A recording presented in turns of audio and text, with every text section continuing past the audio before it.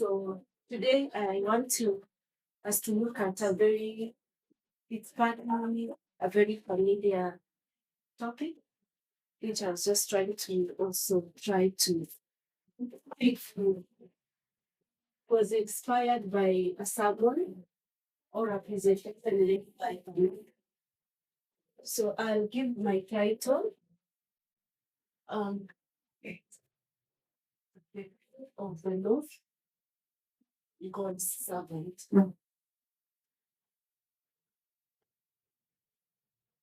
Let us pray.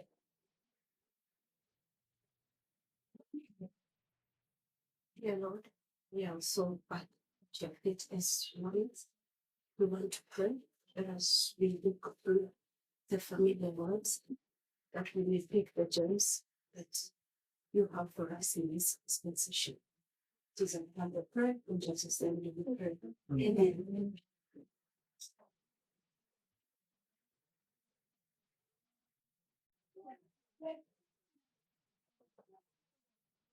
So,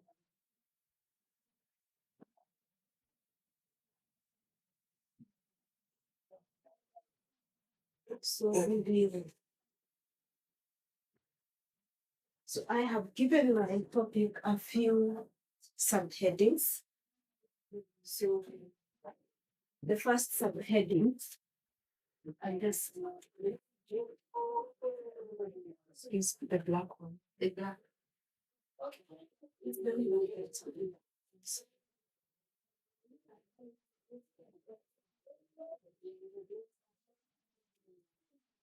So,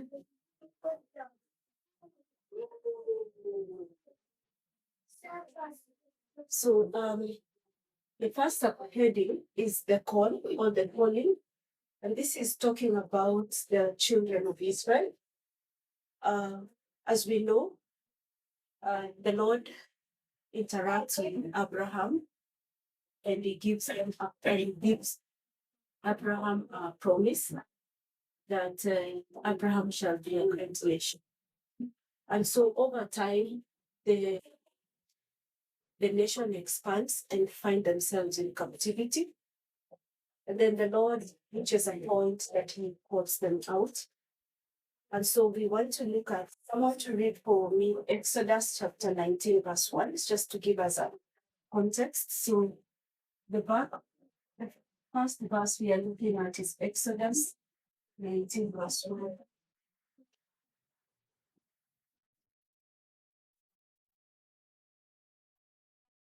It says, yes, in the third month, when the children of Israel were gone forth out of the land of Egypt, the same day came they into the wilderness of Sin.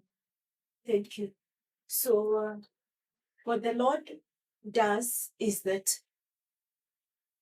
after the children of Israel come from captivity and they are already at Mount Sinai, so the Lord would want to remind them of the goodness of, of Him or of God. So God explains what has been happening in the past and how God has led them through that time. When you skip and go to verse 5, now, therefore, if ye will obey my voice indeed and keep my covenant, then ye shall be a peculiar treasure unto me above all people, for all the earth is mine. Thank you. Before you get to verse 5, verse 4, it says, Ye have seen what I have done unto the Egyptians, and how I bear you on the eagle's wings and brought you unto myself. So, verse 4 is trying to remind them that they reflect the journey. Exodus 15, they cross the Red Sea, and Miriam leads the children of Israel in song. So when it gets to the third month, now the Lord is reminding them of the goodness and how He has seen in the past. And in now verse 5, He's giving them is declaring, or He wants to engage them as a covenanted people. Then he tells them that now, therefore, if you will obey my voice indeed, and keep my commandment, then you shall be a peculiar people. You shall be a peculiar treasure unto me above all the people, for all the earth is mine, and ye shall be unto me a kingdom of priests and a holy nation. These are the words thou shalt speak unto the children of Israel. So when you get to verse 5, the Lord declares an engagement with the children of Israel. So he gives them two conditions that he tells them, if you obey my voice and keep my commandment, then he gives them a result, which means they are going to be a peculiar people. So verse 5,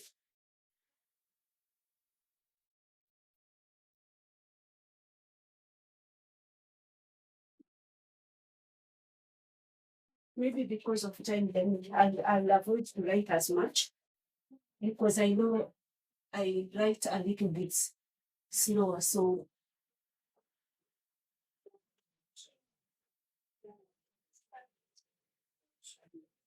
then verse 6, the Lord declares the mission, the purpose of their calling.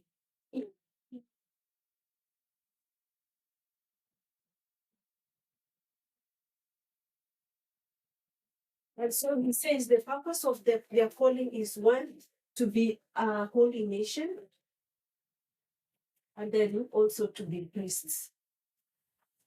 So we all know the work of the priest in those times. And then what verse 8 brings, maybe you can read verse 8. Verse 8, and all the people answered together and said, all that the Lord had spoken we will do. And Moses returned the word of the people unto the Lord. Thank you. So verse 8, they agreed to abide by the Lord's calling. So then when you move from chapter 19, verse 8, they have already responded that they are agreeing to the terms of this engagement. Now, verse 20, chapter 20 to chapter 24, you see the Lord giving them the 10 commandments and also going forth to explain the interactions they need to have with each other. So from Exodus 20 to Exodus 24, the Lord is mentioning the commandment, these two, the commandment and the interaction, how they need to interact with one another. Then again in the same chapter, now Exodus 24, 7, 8, after them clearly understanding these two, they still make another promise, which is now Exodus 24,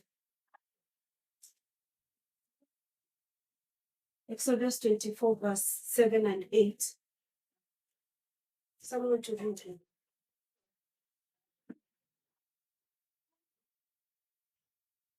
And he took the book of covenants and read in the audience of the people, and they said, all that the Lord had said we will do, and be obedient. And Moses Just finish. and Moses took the blood and sprinkled it on the people, and said, behold the blood of the covenant which the Lord hath made with you concerning all his words.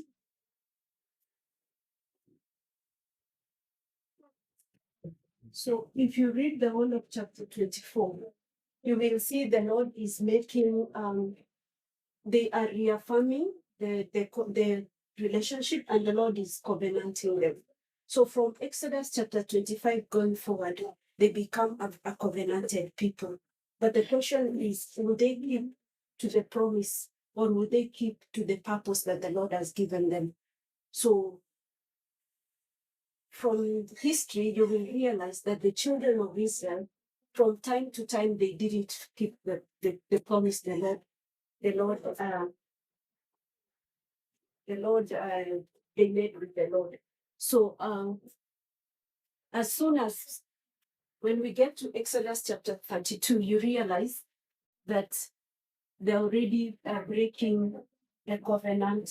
So I'll probably see rebellion.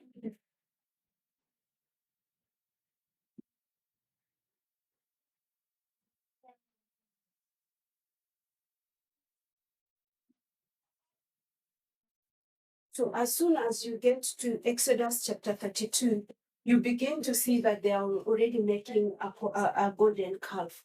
So here they are agreeing that they will keep the 10 commandments and they will be able to interact with one another in a decent manner. But as soon as we get to chapter 32, you already now see they've already started I idolatry. And then this goes on and on and on and on in very many examples. Probably I'll list a few and then I will be able probably to read one so that I would move a little bit faster to finish my study. So chapter 32, Exodus 32, you see the golden calf. When you go to Judges chapter 2, verse 14 and to 17.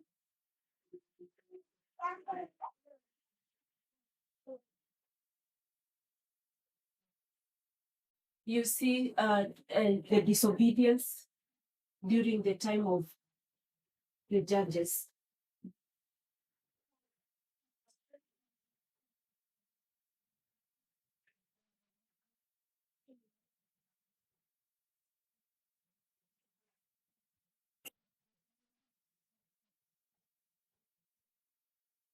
Then when we get to First Samuel,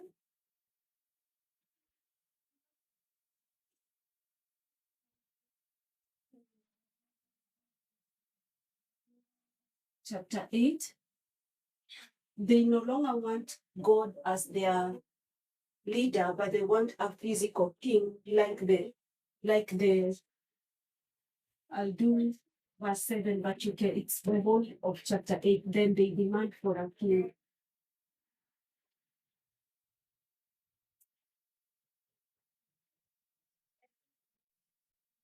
When you go to Second Kings, that's where I want us to read.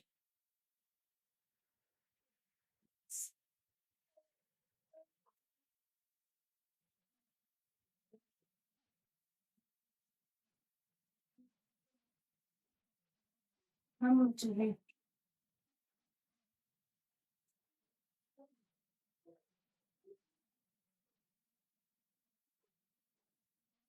Second Kings chapter 17 from 13 to 18.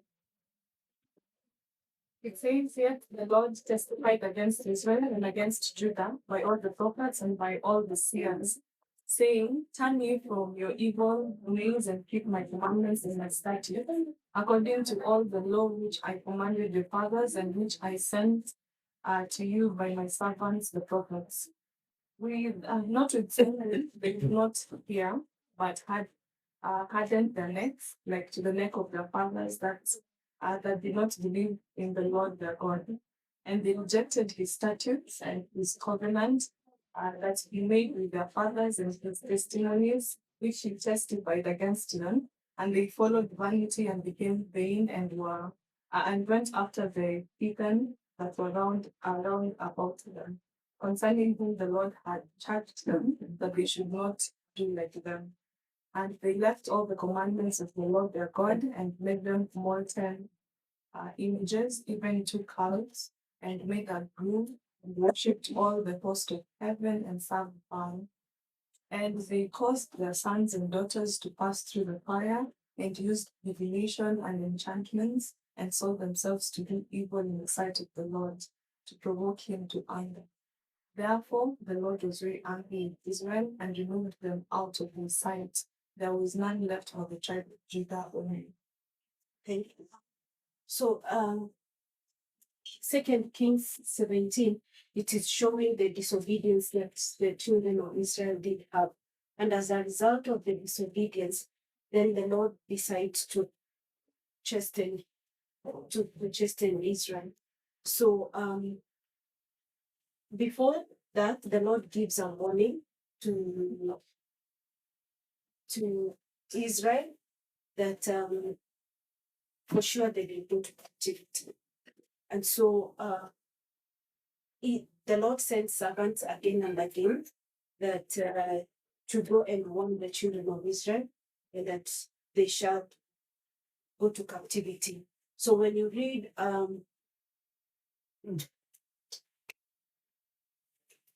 Jeremiah chapter 5, verse 26 to 29, you will see that the Lord warning that for sure the king shall come, the king who they know not from the north, and shall take them to captivity.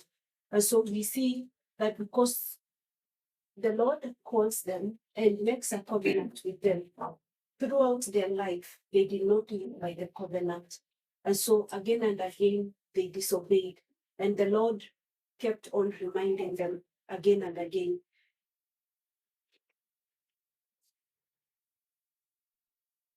But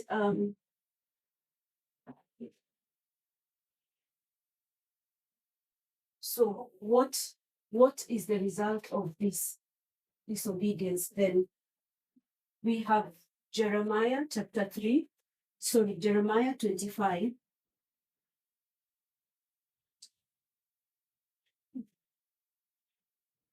3 to 11. So it said, maybe someone to read.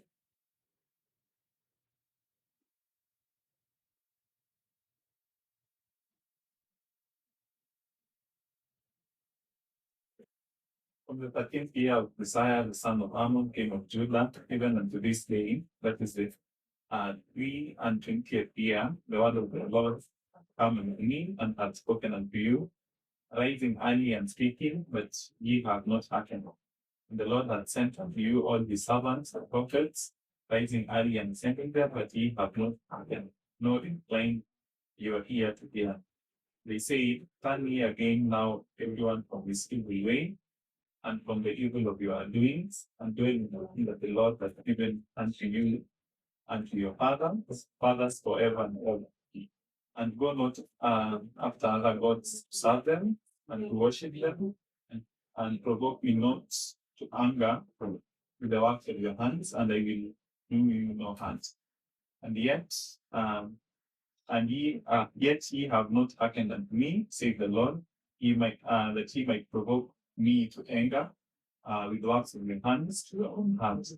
Therefore, thus saith the Lord of hosts, because ye have not heard my words, behold, I will send and take all the families of the north, and save the Lord and the midst of the king of Babylon, my servant, and will bring them against this land and against the inhabitants thereof, and against all these nations round about, and will utterly destroy them, and make them an astonishment and hissing and perpetual desolations. Then, moreover, I will take from them the voice of man and the voice of gladness, the voice of the bridegroom, and the voice of the bride, and the sound of millstones and the light of candle. And this whole land shall be a desolation and an astonishment, and the nations shall serve the king of Babylon 70 years. Thank you. So so what the Lord does continuously, he sends a warning against Judah, that for sure they'll go to captivity. And Jeremiah 25, the one you read, Jeremiah tells them that they shall go to captivity for 70 years. And so what I want to do is I would just a little bit expand the captivity of Judah. I know here the Lord makes a covenant with both the 10 tribes and the 2 tribes, because Israel was later divided into 2. But my focus, I want to focus on Judah, so that I will take my thoughts, my thoughts to maybe as I was thinking. So when the Lord comes here, he says that he's sending Babylon, and he's calling Babylon his servant. And um, so what Judah, when Judah did not live up to the light, then Judah was taken to captivity. So we find the captivity becomes a little bit progressive. So Judah is taken captivity in 3 stages. So we have 606, we have 597, and we have 586. This is in the reign of Kim. This is in the reign of Jim, and this is in the reign of Zedekiah. So at the reign of Zedekiah, we have the temple destroyed. And this was the end of Jerusalem. So I would mark this as the complete destruction of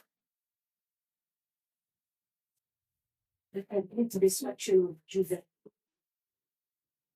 So here we have Daniel going to captivity.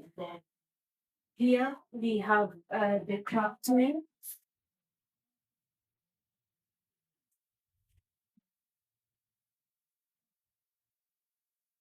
We have the warriors, and Ezekiel himself goes.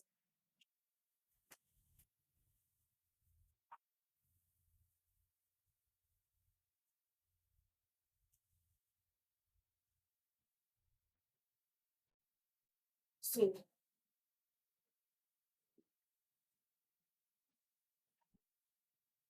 why, why have I brought this story? So this is a natural story that could teach us of the end time events. So I would want to look at this from now the perspective of now, because we've understood that the Lord enters into a covenant with the nation, and this nation is Israel. Then Israel continuously does not live to the light and the standard the Lord provides. Then what comes? The Lord sends a warning and judgment to Israel, in this case to Judah, because I'm focusing Judah, and because of the repeated ignoring of the warning, then they go to captivity.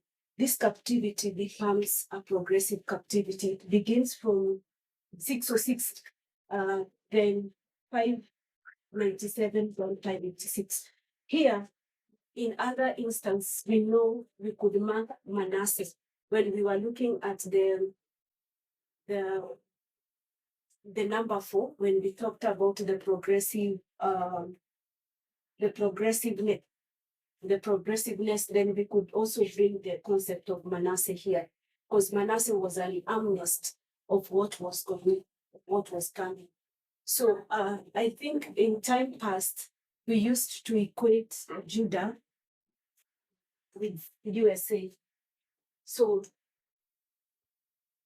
that one, so we could equate Judah as, or USA as Judah. And what was the basis of us? We used to say that this Judah was a two-horned power, where we had Benjamin,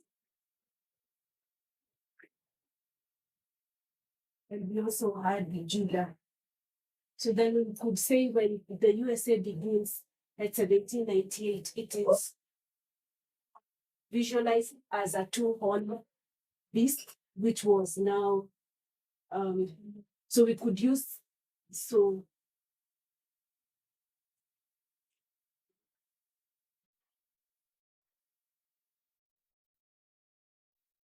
the Republican elf.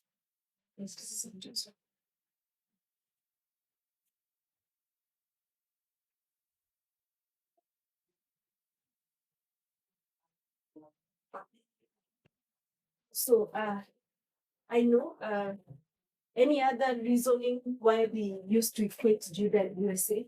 Anyone who can remember? Pardon? Yes, sir, glorious land. As we speak of glorious land. Yes. Okay, so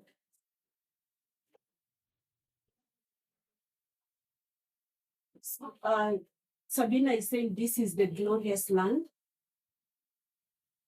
And so this one is also the glorious land. So basically, what I want us to look at is now the USA as a symbol of Judah. And let's see how the Lord has dealt with Judah, whether the Lord has dealt with Judah as the Lord did to the literal Judah. So someone to read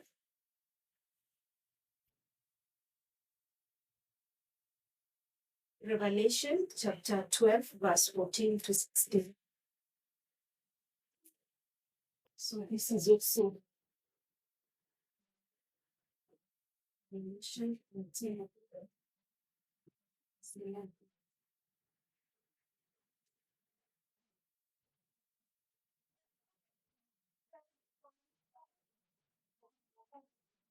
Revelation 12, verse 14 to 16. And to the woman were given 2 weeks of grapes evil, that she might fly into the wilderness, into her place, where she is guarded for a time and half a time from the face of the serpent.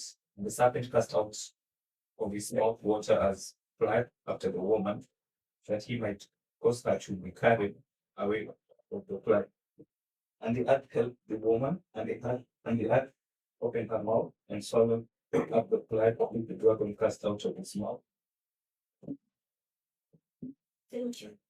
So when we all understand that this is speaking about the glorious land, which is US, but the Lord set aside USA as a country that would defend God's people from the royal oppression and the priestly intolerance. So this is, we can find it in Ellen White expands this concept in GC 440 and 441. So I would write the two just to give up.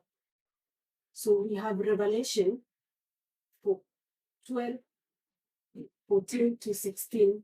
And when you read also GC 440 and 441, you understand why the Lord is setting us.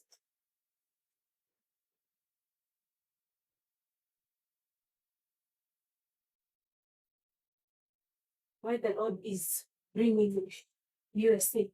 So you will realize that the Lord is setting up USA for two reasons. I think we will read GC 440, but let me give a summary of what we are going to find. It's going to be a defender of God's people. We know that the time being spoken in Revelation is the 1260 period, where we had persecution. And so people were running away from the purposes oppression and found refuge in USA.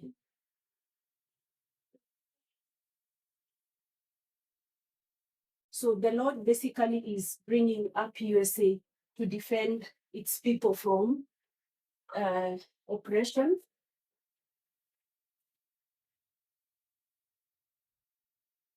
And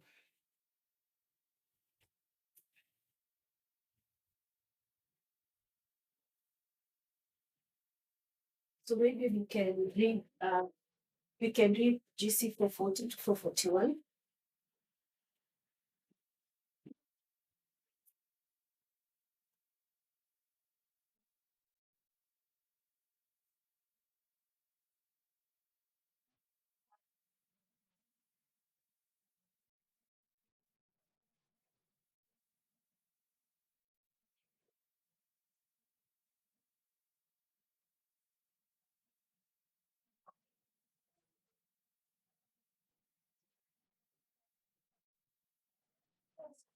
Then maybe someone can read from what nation of the world. First nation of the new world. was in 1798, rising, giving promise of strength and greatness in attracting the attention of the world. The application of the symbol admits no question, one nation, and only one meets the specification of this prophecy. It points unmistakably to the United States of America. Again and again, the thought, almost the exact words, the sacred orator must be unconsciously employed by the orator and the historian is in describing the rise and growth of this nation. This was seen coming out of the earth, and according to the translator, the word coming up literally signifies to grow or spring up as a plant. And as we have seen, a nation must arise in territory and occupy. A prominent writer describing the rise of the United States speaks of the mystery of urban thought and fantasy. Says, particularly the state of being into empire, the new one compared with the old. 463. A European journal on 1854 of the United States as a wonderful empire, which was emerging, and amid the silence of the earth, the eagle power and pride.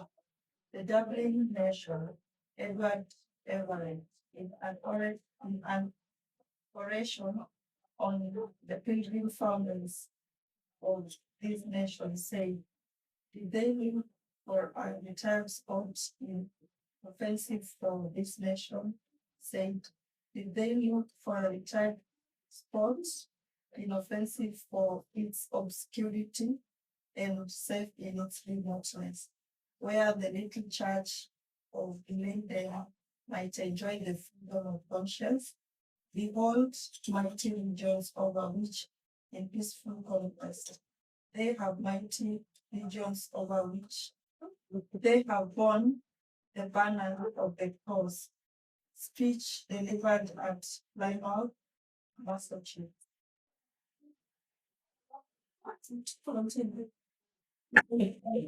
And he had two horns like a lamb, The lamb like horns indicate youth, innocence, and gentleness, fitly representing the character of the United States when presented to the prophet as coming up in 1798. Among the Christian exile who first fled to America and sought an asylum from royal oppression and peaceful intolerance, were many who determined to establish a government upon the broad foundation of civil and religious liberty. Their views formed place in the Declaration of Independence, which set forth the great truth that all men are created equal and endowed with the inalienable right to life, liberty, and pursuit of happiness. And the Constitution guarantees to the people the right of self-government, providing that representatives elected by the public vote are enact and administer the laws.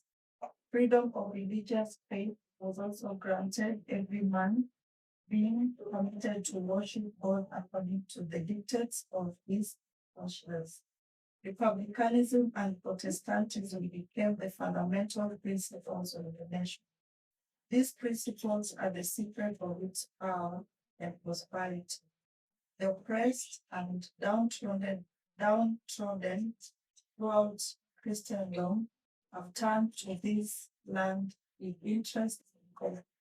Millions have sought its shores, and the United States has risen a place among the most powerful nations of the world. Thank you.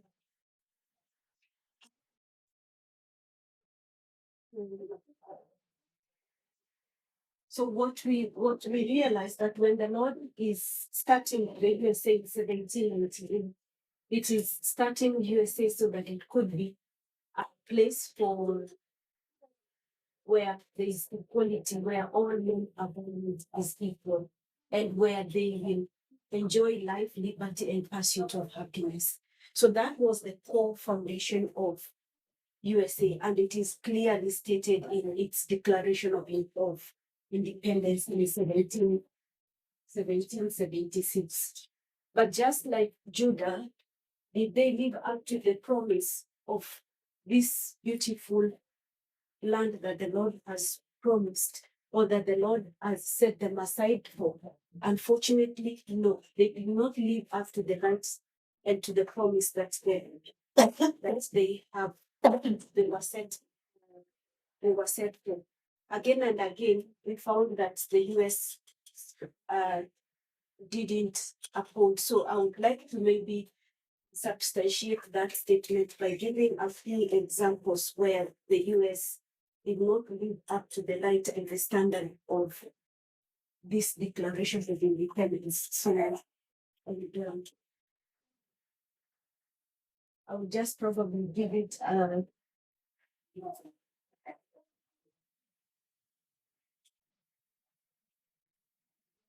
Declaration of Independence just as a topic. So when we go to 1787, so 1787, they come up with a law of valuing the slaves as a 3/5. So it's a 3/5 law where all slaves were valued at 3/5% of a human being. So we see that even as they are struggling to value all men equal, they still have sections of their laws or of their laws that still do not value equality. So I will just mention a few, then I would probably something else. Then we have the 1850, which is the fugitive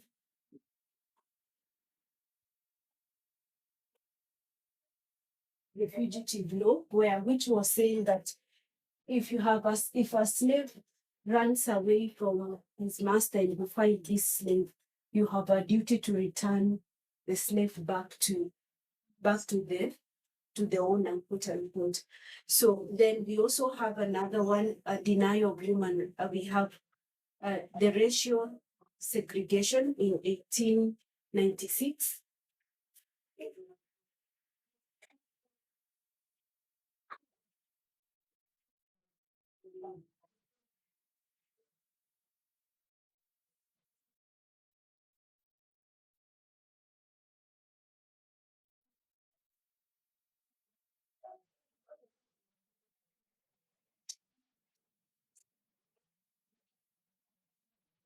Then we have the denial of human rights.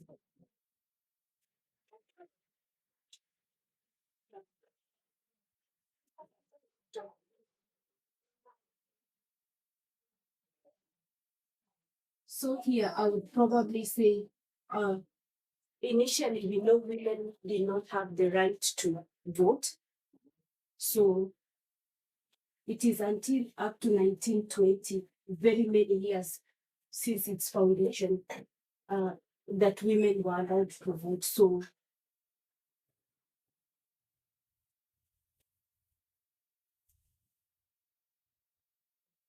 then we also have the LGBTQ who are also being discriminated. Sorry, I am quoting these things like facts, assuming that we are all aware of them. I was trying to pick examples that have been highlighted before in the movement, so that it's just. But if you need some details, we can probably during Q&A, and my study is almost over, so we can have a discussion around the points that I have raised. So,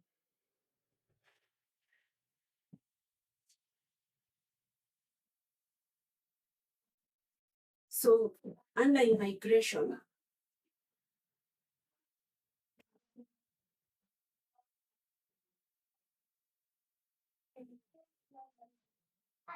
we have the Chinese Exclusion Act, 1882.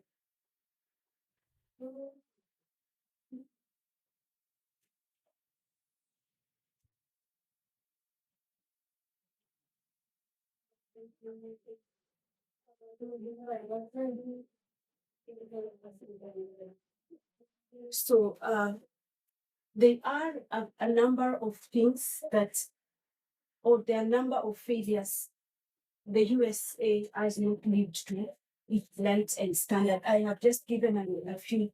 And then, just as the Lord sent warnings before judgment to Israel, we will also see that the Lord sends a warning to USA before its judgment. So we see that.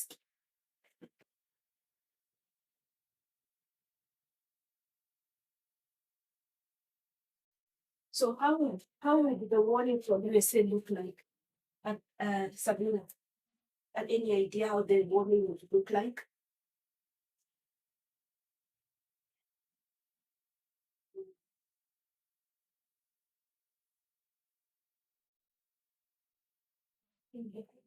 Yes. So for me, I was looking at the warning from the perspective of the various civil laws. Yes, yes, amendments would be where the Lord is reminding them that they are not living up to the standard which they were supposed to, valuing all men to be equal. So for me, I was looking at the warning from the perspective of.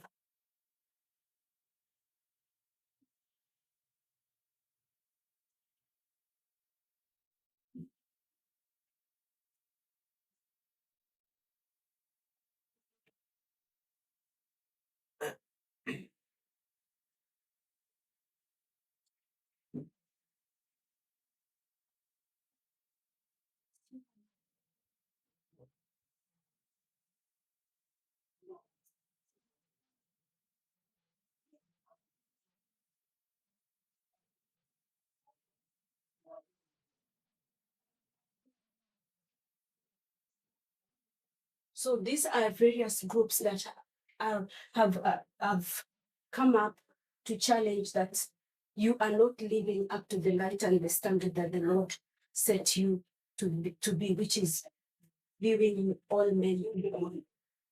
So were these hid?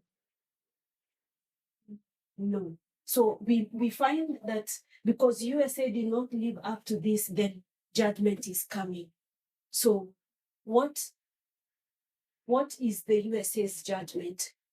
In this history, the Lord sends the king of the north, who is Nebuchadnezzar, to come and do what? And take them to captivity. So if the Lord is dealing with Judah, the Lord is going to deal with USA as he dealt with Judah, then we need to see the king of the north who comes to pick Judah to captivity. So this is where I know we can discuss, and this is where I really wanted to come to get to, so that we can add our ideas and thoughts. And that's why I was trying to rush through the previous sections, because I knew they are very familiar to us. So when we go to the Kings of Bible Prophecy, and I think I'm not so sure whether it's Sabina or it's Muruki who did this study, where he was saying that the sixth kingdom is not the king of the north. Are you the one, or it's Muruki? So where they were, so where,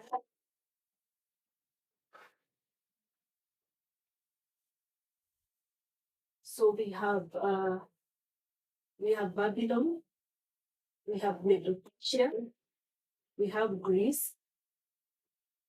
So the king of the north, and I think we were talking about the diadem moving from one.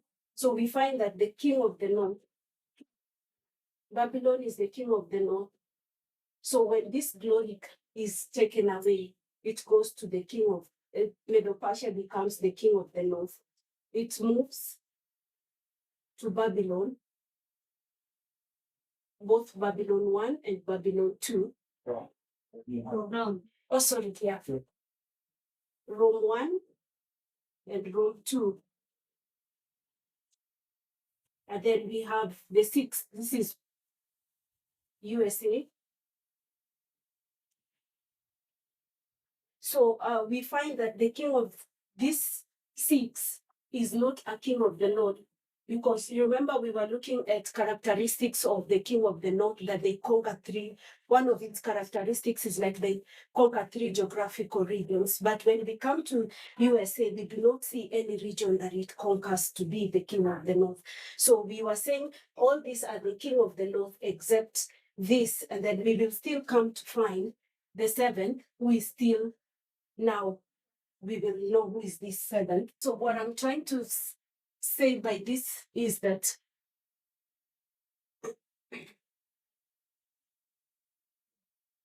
I think there is a study Paminda has done saying the transition, this is 1798,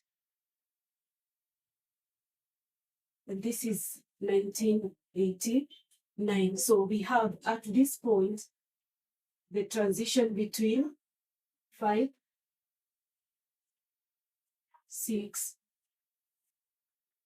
6 to 7. So what this implication brings is that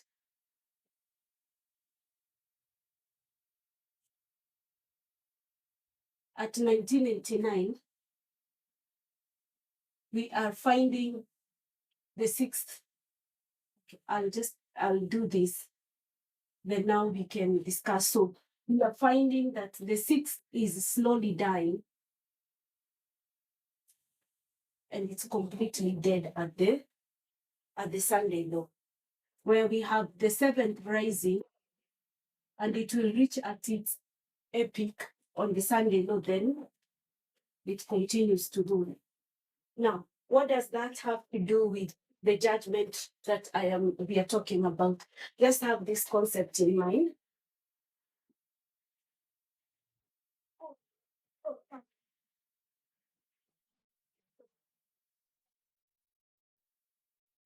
So what I am suggesting is that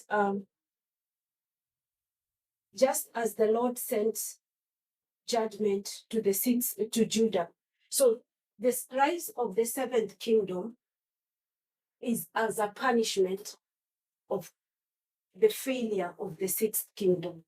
So the sixth kingdom has been raised to be a defender of God's people. But because they have constantly not lived up to the light and the truth that they have been given, so the Lord is sending the seven, who is now,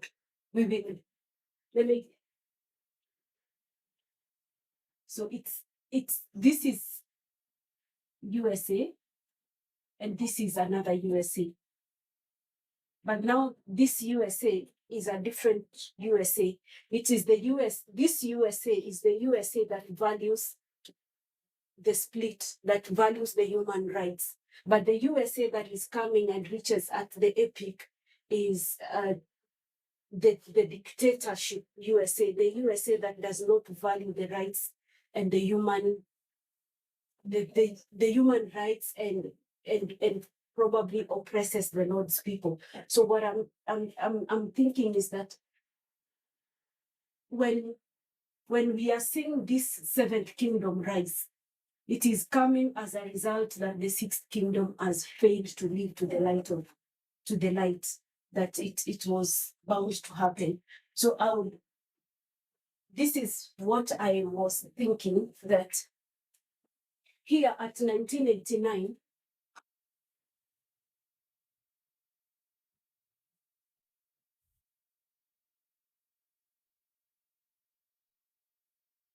as the start of the rise of the seventh kingdom, we are having the moral majority, and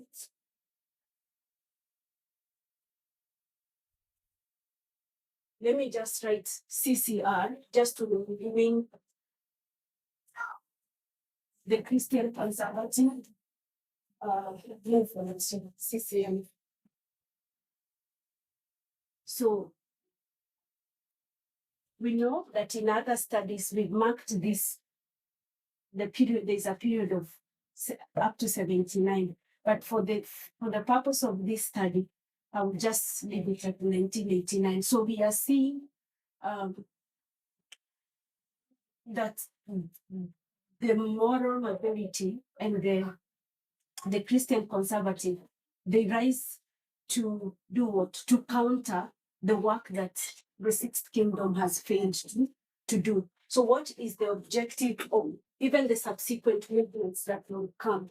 So we are seeing the objective of these movements and the subsequent movements being that one is to do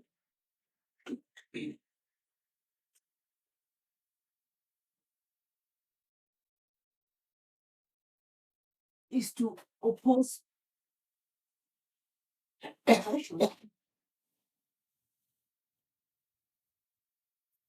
to promote prayers. I mean prayers in schools, and then to oppose the gay rights.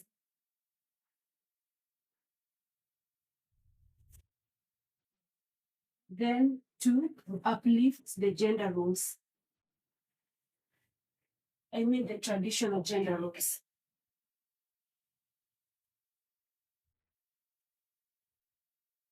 And then to support Israel.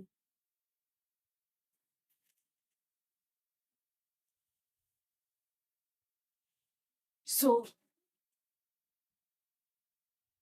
just as Judah experienced a slow, a progressive destruction, we will also see the US also experiencing a progressive overthrowing or a progressive destruction. So with this moral majority, it was quite inevitable that the democracy and the foundations of USA will completely be overthrown. So then we see this going. Then in 2014, we see another movement coming up. This movement is, so in 2015,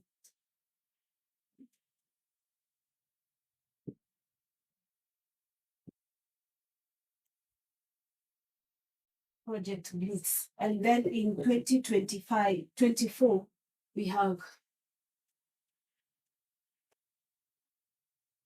Project 2025. And it's within this period that we get to the Sunday law. So we are seeing that I know there are other movements, but I'm just marking the major movements that have been in this dispensation and that have really driven to the fall of democracy in the US. So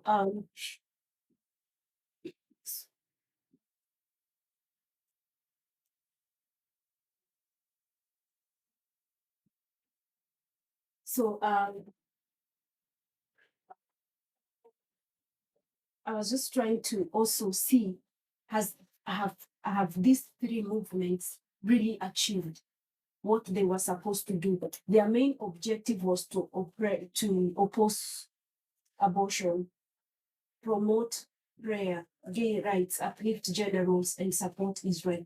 Which, if you look at this, they are all in opposition with what USA was meant to be.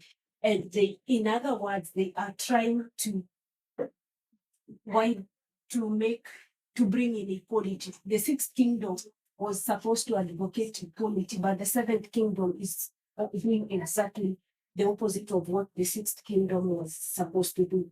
And then for sure, we can see that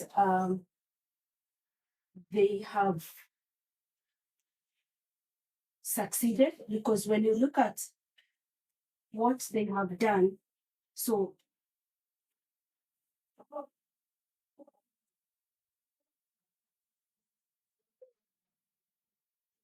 you can, they have managed to, they are the champion of this MAGA, Make America Great Again. Then they were able to elect both Reagan and Trump. Then they also built the Supreme, they were very key in the Supreme Court appointments. And so right now, when we look at the American judicial, we see that they are very conservative, and the decisions they make, they are also decisions that are propagating inequality. For example, the overturning of Roe v. Wade.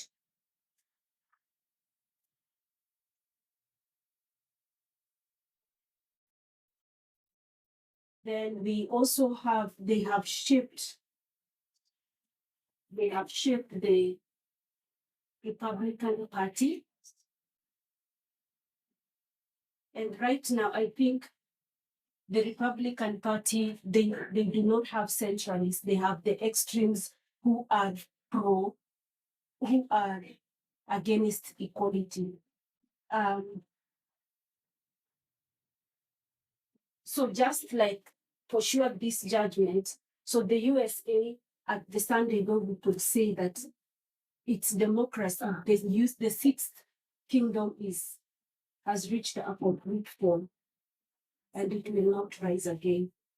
The other, so I was trying to equate this progressive fall of Kim, Chin, and Zedekiah. I was trying to align it with the if you look at the history of US, we've had from 1989, we've had three democratic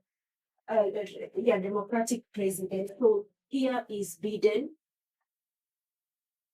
and we have Obama and Clinton as those who are part of. So what I mean, those presidents who are in reign in the downfall of.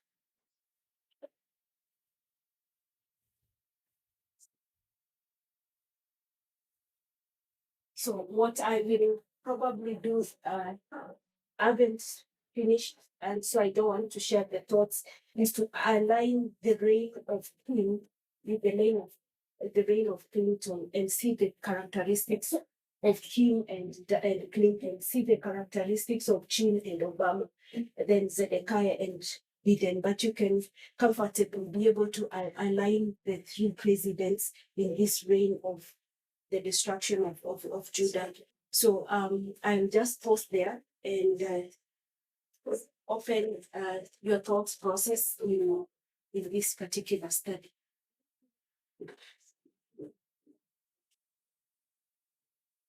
Yes. So I'm seeing Judah as a third person. Yes. Yeah. So he takafananisha the USA as na Judah naona very few similarity. Yeah. And then the punishments that Judah received, najaribu kuona from what is happening in the USA. And so the punishments, you mean like the consequences of the disobedience, going to captivity? yeah. Uh-huh. And then, like usually kuna kwangana in theocracy, in a setup of theocracy, kuna a complete fallout from like God. They stop being blessed, like they go captivity, and then ile hierarchy, like the blessing in the Komepewa, in that time, they don't have it completely. They're slaves, they're walk out of the picture unless they go out. They go back to God, like the true God. So I'm saying, like Haban, they will say, I'm not saying that complete fallout. I'm just naona ile grace yenye walikuwa nayo, it's a bit lower because say in the world, yes, the US is not being respected that much because of ile follow they're having the world. Now the fact that the thing they say is going to be glorified at some point juu kutakuwa na unilateralism. So I'm trying to. So you're saying after the seventh kingdom, or that USA is going to be glorified?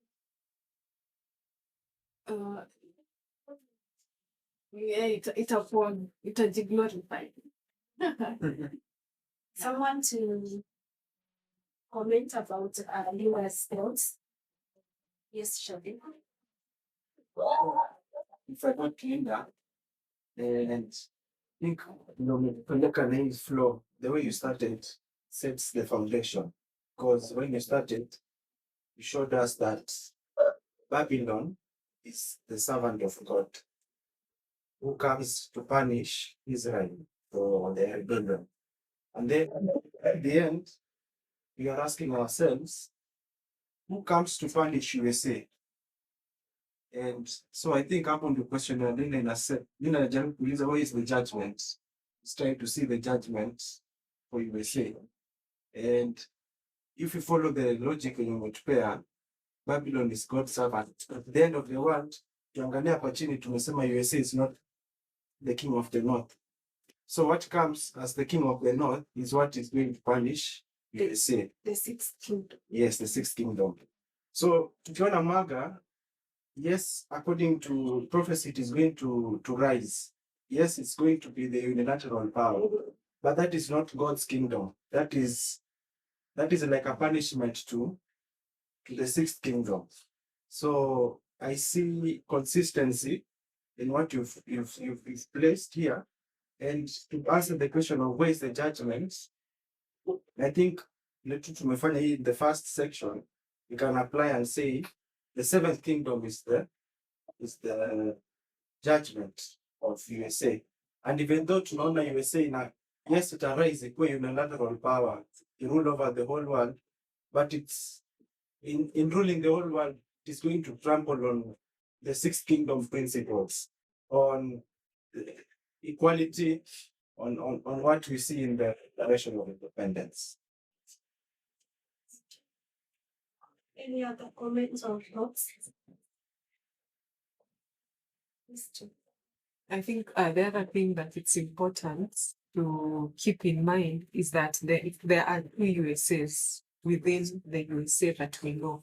So even as we see that it's like the USA looks like it's being lifted up when it becomes in the world of unilateralism, it's not the glorious land that is being glorified. Yeah. It's the seventh kingdom. It's the second USA. So Nina, what they're saying that this USA, the dictator USA, the USA that does not value the human rights, is the USA that is going to be glorified. Is the USA that is going to, rise. And then it reminds me, when we talk about Daniel 11 verse 41, going forward, that it is the USA that the entire world would be, let me say, would bow in worship, but it's the USA that is against the original principles that the Lord had set. Yes, I think. So I have a question. So I had the question even people teaching us about something similar. So clearly, from what is on the board, the sixth kingdom is not similar to the other kingdoms of the Israel did. Like and I'm wondering what is the purpose of the sixth kingdom in that story? Because clearly it does not behave the same as the others. Even its story is not similar to the other kingdoms. So why is it among the stories of the past? Okay, Seko. Talking on that question. Oh, it's another question we talked about. Talking on whatever she asked. Yeah. So I'm happy it's a problem because when you say that this kingdom has not lived as per the expectation that was given it, that is like what expectations were made of it to suppress the servant, even What? suppress the servant, overcome it, right? Because they are both rising in 1798. But for almost 200 years, the sixth has risen for almost 200 years. My thoughts is that the seventh rises in 1989, while the Yeah. sixth rises in 1798. My thought is that I can still see aspects of the seventh in 1798. Okay. Yeah, but it is suppressed, like it is not loud overcome. So it becomes loud in 1989, right? Not conclusive. Yeah. Yeah, so if the sixth has suppressed the seven for 200 years, I mean, like, why can't we give it its credit? Okay. An additional question or your Not from that, but just a reflective question? a different one from that. So because I was feeling like we answered it, but then because my brain doesn't work the way I can only this one. Thank you. Sabina, a question?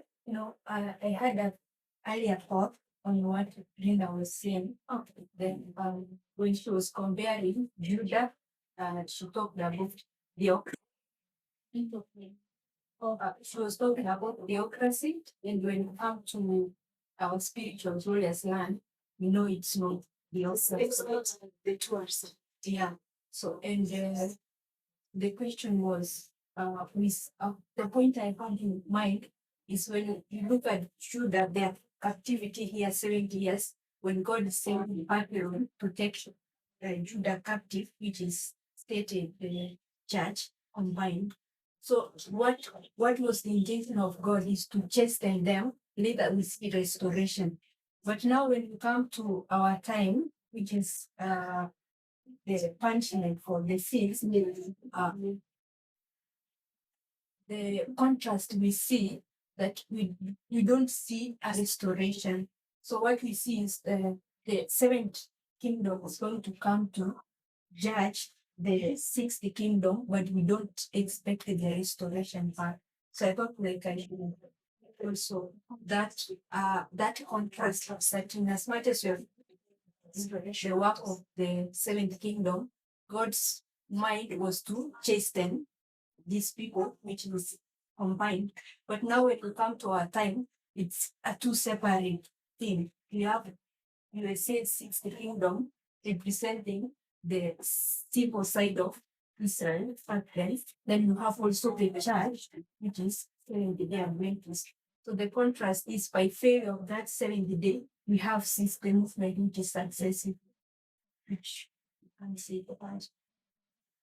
Okay. So what Sabina is saying that here we see a combined system and the punishment seems to be intertwined. But here we can see we can try and learn two separate kind of punishment. One internally, which is the church, then externally, which is the USA in itself, and probably try to along with Acts 27, the two ships that represent the church and the state, and maybe run along to see that kind of judgment. So there are two questions that have been asked, all intertwined. So the first question is like, why is USA the sixth quite unique from these other kingdoms, and what was really God's intention? And then second is, why don't we give the sixth its credit, which means that it has performed its work and lived its time, and now it's time for another kingdom to reign. That's how I got it. So anyone with the thoughts before maybe I also give my report. Yes, Joy. I think from what you've told us, just looking at these kingdoms and seeing that the king of the north is there, is God's servant, or it's there to punish God's people that they go astray. But when we look at the USA one, that we don't see that aspect in it. If anything, we see that it's there to be a refuge. It's there to be a refuge for God's people. And just looking at that, you can see how it stands out from the rest of the kingdoms. They are not the same. Okay. So, Sabina, then I give my thoughts, and then we should probably end it there, and then pick the conversation in the afternoon. So I'm thinking from the purpose of the government, first of all, I talk about Romans 13. What the government was supposed to do is to provide and protect the people. And also I give an example of Daniel chapter 4, where we have the the kingdom of Babylon. The purpose of Babylon was meant to provide. You said Romans 13? Yes, Romans 13. You can start onwards. Talking about Paul is talking about the role of government or the kingdom. Its purpose is to protect the people and provide for the people. And the similar thought when you come to Daniel chapter 4, when you have that symbol of a tree, which represents the kingdom of Babylon, its purpose was to protect, to be an asylum for the people, for provision and protection. But what we see, these kingdoms stand not to fulfill that role. So for example, in Nebuchadnezzar is going to exalt himself with the one we see, and the other way around. So I see when it comes to the sixth kingdom, so I see sixth kingdom is going to to to play the role, the intention of God's mind and say what God required of the government to protect the people, for in this case, the people that are freeing from the old world. So that is, I can say the sixth is lamb-like because it is portraying this what God wanted as the government. But the rest of the kingdoms, as we see, they didn't fulfill that role that they were to do. Thank you. So I would like to probably comment, and my comment will go back to Judah. And one, we see that the Lord is setting aside Judah so that Judah can be an ensign to the heathen worlds. And so this has been something that the Lord desired for the sixth kingdom, that the sixth kingdom would live to the standards of a true reflection of who God is, so that the world would emulate and understand God more and better. And so that's why you see, and the other bit that I back, when you go to the fifth kingdom, which is the purple gold, we see that